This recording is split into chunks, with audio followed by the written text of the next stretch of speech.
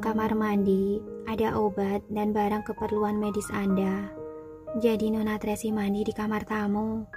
Membaca pikiran Daniel, Lily pun menjelaskan, nanti aku akan menyuruh orang untuk membersihkannya, sehingga nanti malam Nona Tracy bisa mandi di kamar utama. Daniel mengangguk sambil tersenyum. Apa perlu menambah ranjang kecil di samping? Perawat bertanya dengan suara kecil. Dengan begitu, saat Nona Tracy menjaga di malam hari, dia bisa tidur di ranjang kecil.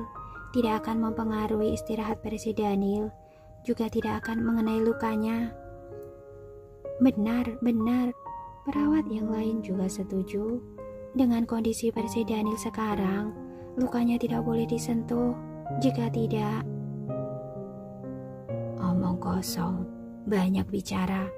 Daniel memotong perkataan dua perawat itu lalu memelototinya mereka dengan dingin. Kedua perawat itu terkejut hingga wajah mereka memucat, lalu buru-buru menundukkan kepala, tidak berani bicara sembarangan lagi.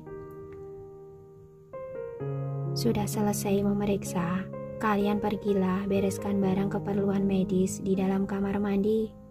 Lily adalah orang yang pengertian, sengaja menyuruh dua perawat itu keluar dari situasi sulit. Baik, Dokter Lily. Dua perawat itu pun masuk ke dalam kamar mandi untuk mengurus hal ini. Lily memeriksa suhu tubuh Daniel lalu berkata dengan suara kecil, sebenarnya perkataan mereka benar. Dengan kondisi luka Anda, jika tersentuh lagi, maka akan sangat buruk. Jika tidak, tambahkan sebuah selimut di samping, jadi tidak perlu menambahkan ranjang kecil. Banyak ikut campur. Baik. Saat Daniel hendak menegur, Tracy sudah kembali. Baru saja selesai mandi. Kulit Tracy terlihat putih bersih bagaikan permata. Sambil memoleskan pelembab ke wajahnya, Tracy sambil berkata, tadi aku masih berpikir akan tidur di sofa saat malam, tapi sofa itu terlalu keras, tidak nyaman untuk ditiduri. Sebenarnya menambah satu ranjang kecil juga cukup bagus. Kamar ini begitu besar, sungguh bisa muat. Lily memperhatikan raut wajah Daniel, jelas terlihat tidak senang, namun Tracy malah tidak menyadarinya, bahkan masih memperkirakan ukuran ranjang sambil bicara sendiri. Tidak masalah jika menambah sebuah ranjang ukuran 1,5 meter, tapi mungkin akan terlihat sedikit aneh. Dia yang sangat perfeksionis pasti tidak akan terbiasa. Sudahlah, aku tidur di sofa saja. Kalian tambahkan alas untukku saja. Oh ya, selimutnya harus lebih tebal, karena aku takut dingin. Nona Tracy, melihat raut wajah Daniel semakin lama semakin masam, Lily pun buru-buru menghentikan Tracy. Jarak sofa terlalu jauh. Jika terjadi sesuatu pada versi Daniel, Nona tidak akan menyadarinya. Tetap tidur di ranjang saja, aku akan menambahkan selimut. Benar juga. Setelah memikirkannya, Tracy merasa itu benar juga. Semalam jika bukan karena dia memperhatikan dengan seksama, dirinya juga tidak akan tahu bahwa Daniel sangat sering terbangun saat tengah malam. Melihat ekspresi dingin Daniel, Tracy masih mengira bahwa pria itu tidak senang dengan dirinya, maka dia pun buru-buru menjamin, kamu tenang saja. Malam ini aku pasti akan bersikap tenang, tidak akan menyentuhmu. Daniel memutar bola matanya, tidak ada tenaga untuk memarahinya, juga malas lanjut bicara dengannya. Baiklah, diputuskan begitu saja. Melihat akhirnya raut wajah Daniel membaik, Lily pun lanjut bicara. Nona Tracy, aku sudah menyuruh orang untuk membereskan kamar mandi. Mulai hari ini, Nona sudah bisa mandi di sini, tidak perlu pergi ke kamar tamu. Benarkah? Baguslah. Tracy sedang melihat ponselnya. Aku akan menyuruh orang mengantarkan baju ganti kemari. Kemarin malam aku terus mengenakan jubah mandi, sungguh sungkan untuk turun. Aku sudah menyuruh orang untuk menyiapkan yang baru. Lily buru-buru berkata, semua pakaian dan barang keperluanmu sudah disiapkan.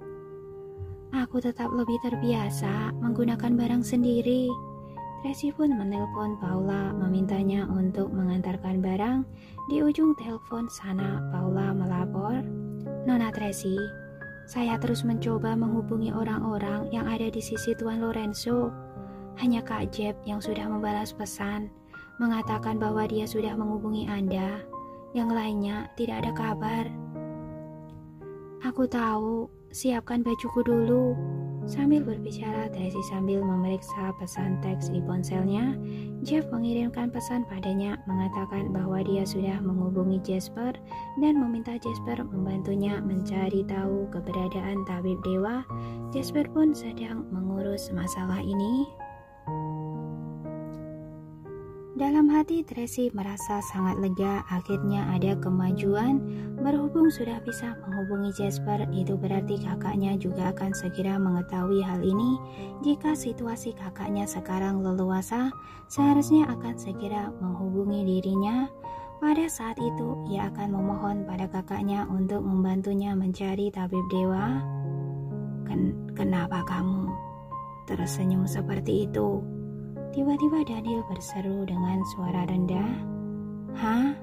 Tracy tersadar kembali, maka buru-buru menghapus pesan itu.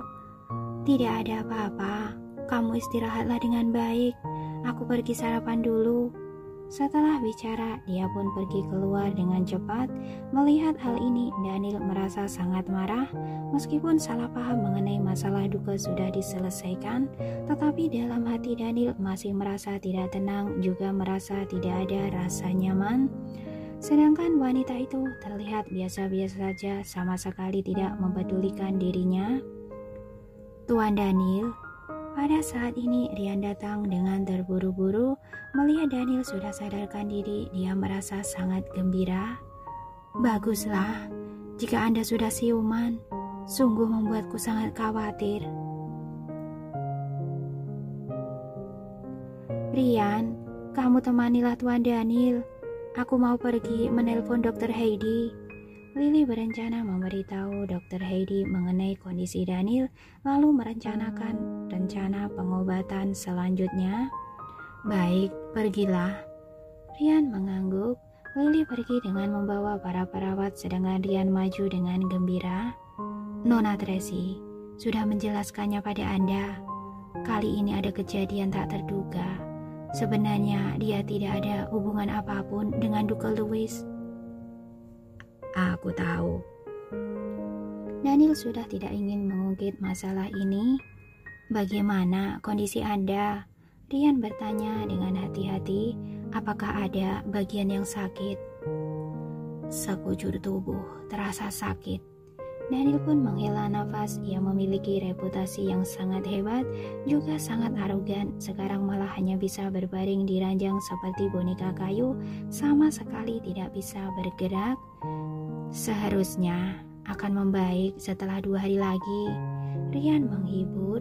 "Dr. Heidi berkata bahwa Anda harus berbaring di ranjang selama 3 hari, baru boleh turun." "Iya." Daniel memejamkan mata, hanya merespon seadanya. Selain itu, Thomas memberikan kabar bahwa sudah ada petunjuk mengenai tabib dewa. Ia yakin sebentar lagi kita akan berhasil menemukannya. Rian mengarang sebuah cerita. Sebenarnya bukan Thomas yang mendapatkan petunjuk mengenai tabib dewa, melainkan Tracy yang menemukannya. Namun ia tidak berani memberitahu Daniel. Meskipun sudah menemukannya, dia juga belum tentu bersedia datang ke kota Bunaken. Daniel mengucapkan pertanyaan ini dengan susah payah. Meskipun sekarang kekuatan fisiknya sudah menurun parah, tetapi otaknya masih bisa berpikir dengan jernih.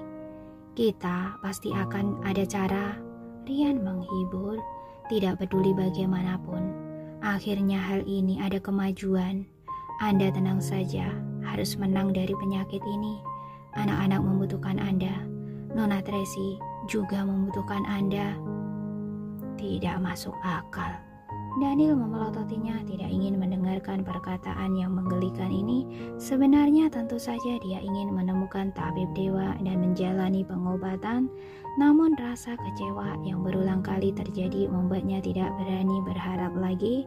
Selain itu dia tahu bahwa kondisi dirinya sekarang sudah masuk fase parah, tidak dapat tertolong lagi. Meskipun berhasil mengundang tabib dewa datang, juga belum tentu bisa menyelamatkannya. Baiklah, tidak membicarakan hal ini. Rian tahu sifat arogan Daniel pasti tidak bisa mendengarkan perkataan seperti ini, meskipun dia pun buru-buru mengalihkan pembicaraan. Ada beberapa hal yang ingin aku laporkan pada Anda. Katakan. Hanya saat membicarakan masalah bisnis barulah Daniel merasa bersemangat. Hal pertama, 2 hari yang lalu, beberapa pemegang saham di proyek stadium sudah sampai di Taman Luke Hill. Karena Anda sedang tidur, maka tidak berani mengganggu Anda. Hari ini mereka tahu aku kembali, maka mereka mencariku untuk menanyakan kondisi. Hal kedua, Duke Louis membayar orang untuk menculik Nona Tracy, menggunakan keselamatan Naomi dan yang lainnya untuk mengancam Nona Tracy. Kemudian Nona Tracy kabur dan menjadikan Duke Louis sebagai sandera.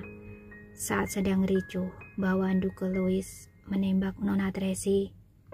Pada saat genting ini, Naomi menghadang peluru demi Nona Tracy. Meskipun sekarang dia sudah tidak dalam kondisi kritis lagi, tapi aku merasa situasi ini sangat buruk. Pada saat bersamaan, aku juga merasa sangat marah. Jadi aku menangkap Duke Louis dan para bawahannya, membawa mereka kembali ke kota Bunaken, sedang menunggu hukuman dari Anda. Kerja bagus. Raut wajah Daniel terlihat serius.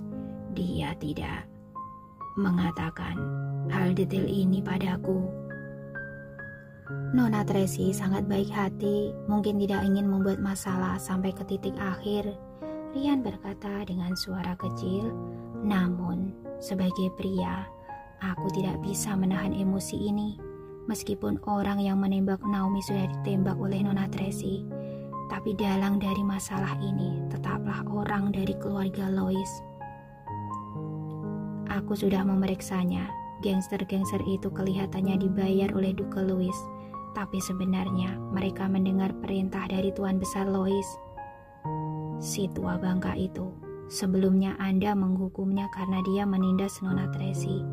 Dia terlihat sudah melerakkan uang investasi itu, namun dalam hati masih tidak terima dan ingin mencari segala cara untuk membalas dendam pada Nona Tracy.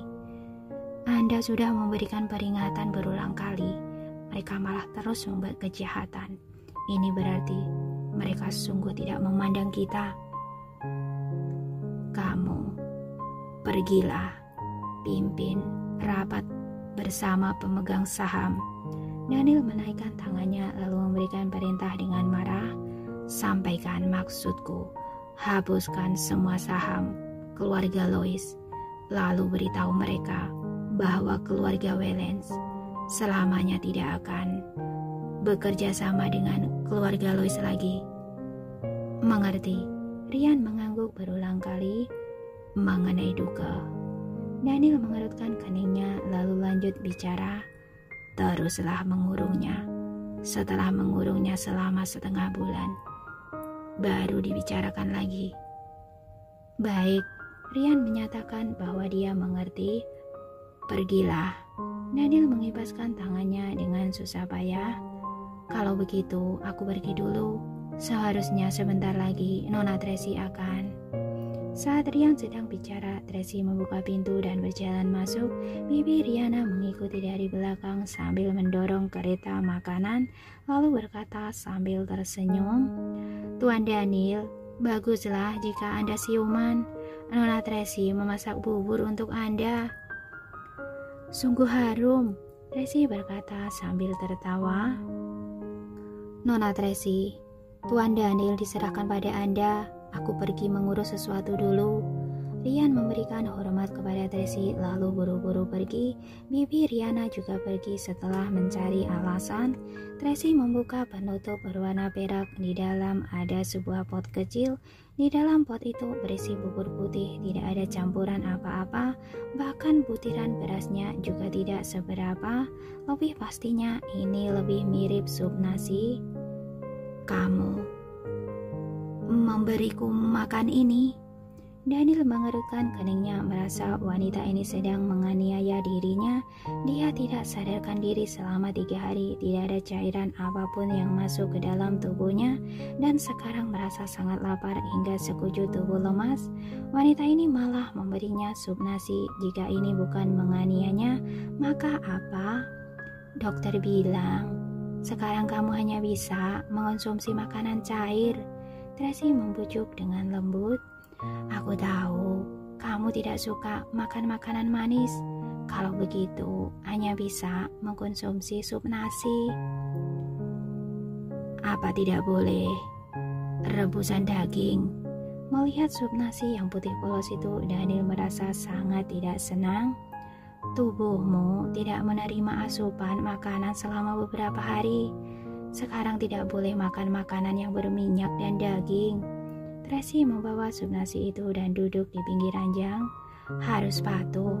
Daniel tidak berjaya, hanya bisa menyantap sup itu dengan patuh.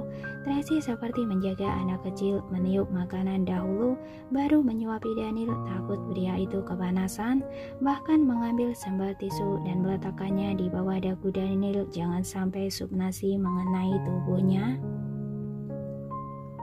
Aku bukan bayi. Daniel menjadi sedikit tak bisa berkata-kata. Aku sudah terbiasa. Begini lebih leluasa, Tracy berkata sambil tertawa. Dulu saat Carlos dan Carla masih kecil, aku juga menyuapi mereka seperti ini.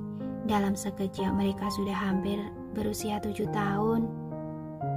2 bulan lagi mereka sudah genap 7 tahun.